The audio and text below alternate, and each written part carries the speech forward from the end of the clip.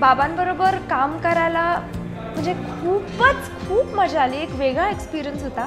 मी त्यांना आधीपासून काम करताना पाहिलं होतं, पण ॲज अन ॲक्टर त्यांनी माझ्याकडून खूप काही काढून घेतलं आणि ते खरंच म्हणजे ॲज अ फर्स्ट एक्सपिरियन्स त्यांना बरोबर कळलं की माझ्याकडून कसे ते इमोशन्स काढून घ्यायचे. एवढी मेहनत नाही तर कोणीच खरं न्यू कमर बरोबर घेतली नसती.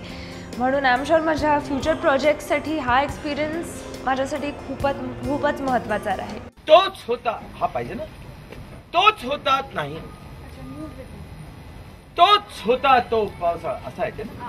तोच होता तो पावसाळा जो सगळं होत्याचं नव्हतं करून घेतलं. हिरीजवळच्या दगडावरची रोज संध्याकाळी एक टिटवी वाट बघताना दिसायची.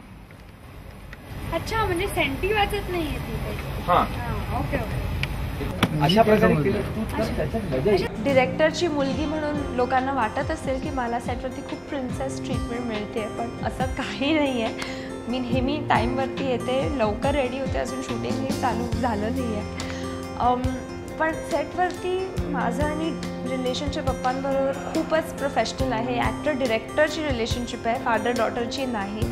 आणि त्यामुळे काम पण माझ्याकडून तेवढंच जास्त सिन्सिअरली होतं, कारण मी असंच टेकन फॉर ग्रांटेड कधी घेत नाही की ते आहेत, मी काही करीन ते ऐकून घेते.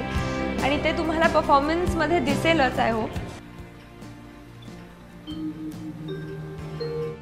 लेट होते बेटा. As you listen to that tongue. बेटा, ए बाबू, उतरून करायचं जे काय करायचं. पैसे देतो.